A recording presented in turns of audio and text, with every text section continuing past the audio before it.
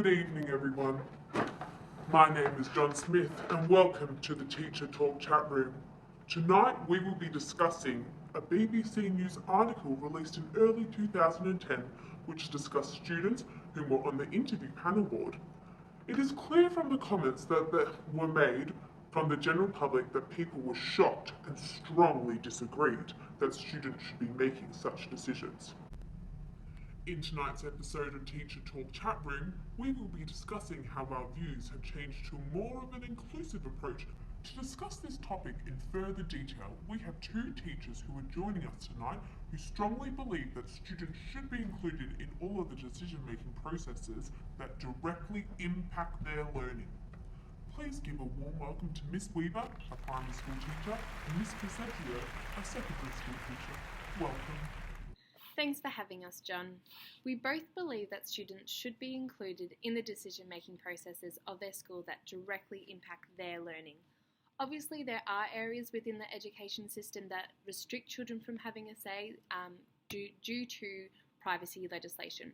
For example, teachers who wish to take personal leave are not required to share this information with other people as it's confidential. Also, matters regarding mandatory reporting, educators must respect the confidentiality when dealing with a case of suspected child abuse and may only discuss details with those directly involved in the management of the child's situation. In both of these circumstances, it is inappropriate for students to be involved in any decision making.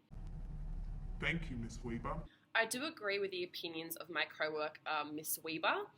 Children should be provided with a variety of opportunities for their voices to be heard throughout their schooling. But unfortunately, these legislations are put in place for a reason, similar to the law, and we must abide by them. What I would also like to add is the ever-changing attitudes towards children and also towards acknowledging the importance of their decision-making. This has been supported by the United Nations, who established the Conventions to the Rights of the Child in 1989. The child-friendly version of Article 12 specifies that children have the right to say what they think should happen when adults are making decisions that affect them and to have their opinions taken into account. So, how do you think that the times have changed? Times have changed for the better, John. When our parents were attending school, the main teaching approach was authoritarian or assertive, where the teacher was the highest power and pupils had very little say in what is learned and where, when, and how. We may assume that people who have commented on the article you mentioned earlier within the BBC News report were educated in a similar environment and therefore have the perspective that students should have no power or participation in the classroom.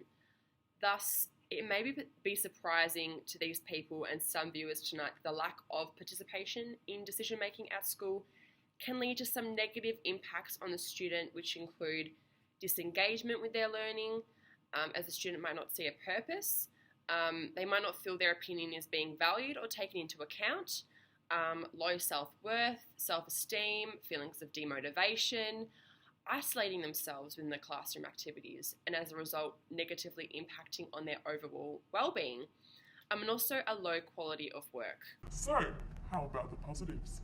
So, listening to the perspectives of children can enhance the development of quality education experiences, such as the level of engagement, achievement, and well-being. Also developing leadership skills earlier on in their lives. So when children are given opportunities to be heard in matters concerning them, young children do develop feelings of self-esteem and competence. And there are not only benefits that are directed at the student, but also the teachers. So teachers benefit from students participating and engaging within their own learning as they are providing the teacher with insight to the best teaching strategies that work for them. Amazing. And how about some tips for the educators within our audience tonight on some of the ways in which they can implement student participation within their classrooms? The most important thing that we can do as teachers is not just listen, but respond to the student's opinion or idea. As the educator, we are responsible and have a duty of care to ensure all decisions made on the following points are in the best interest of the students' learning, and their safety and well-being is never compromised. So educators, let your students have a say in seating arrangement, goal setting, choosing how they learn, and at a systemic level, curriculum, fundraising, and even interview panels. Now, I think we are all wondering if there are any schools out there where the students are involved in the decision-making processes and it works. There absolutely are, John, and we have a few examples here for you tonight. Manor Lakes College is a school where students are given the decision on how they will learn an objective in a lesson. At Elstonwick Primary School, students and teachers collaborate to decide how to use any money raised at school markets. And finally, there are a number of schools within Victoria that use a student interview panel as they believe the student should have a say in who teaches them. Well, that is all we have time for tonight, educators. Thank you, Miss Passeggio and Miss Weber, for discussing this topic.